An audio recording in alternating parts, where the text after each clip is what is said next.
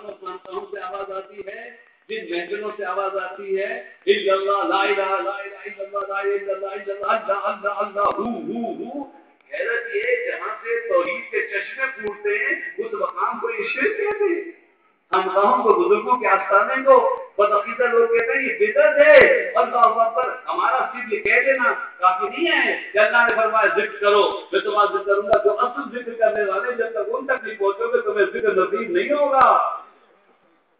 علم ظاہر تو مل جائے گا مدرسوں سے، لیکن وہ ذکر جو دل کو کم سے کم بیٹا آگے آ جاؤ، اپنے بچوں کو آگے بھیجیے یا میرے پاس آ جائے.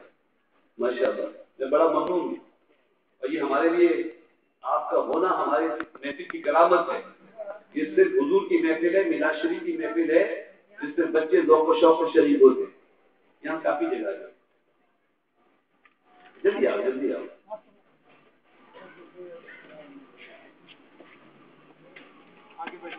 یہاں دائیں طرف تھوڑا سا اور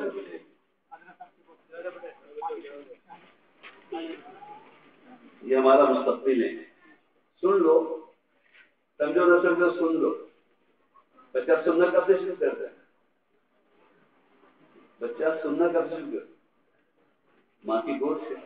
لیکن کیا سننا چاہیے کیا نہیں سننا چاہیے یہ سیکھنے میں عمر گزر جاتی ہے. سننا تو سیکھنا بچپن سے آپ نے سیکھ. اچھا چلو یہ تو سمجھو تو بولنا کتنے عمر بچہ شروع کر دے؟ بات چیت بالکل 3 سال. کیا خیال ہے کتنے سال؟ 9 سال 9 مہینے مجھ سے کیا نہیں کوئی بات نہیں. جو تم بولو مجھے اس سے پوائنٹ ملتا ہے. آواز الفاظ کے ساتھ ہو. اللہ میرا میں اس طرف چلے جاؤں گا. میں بہت قریب ہو جاتا. جب آپ بولتے ہیں تو میں آپ سے قریب ہوتا ہوں.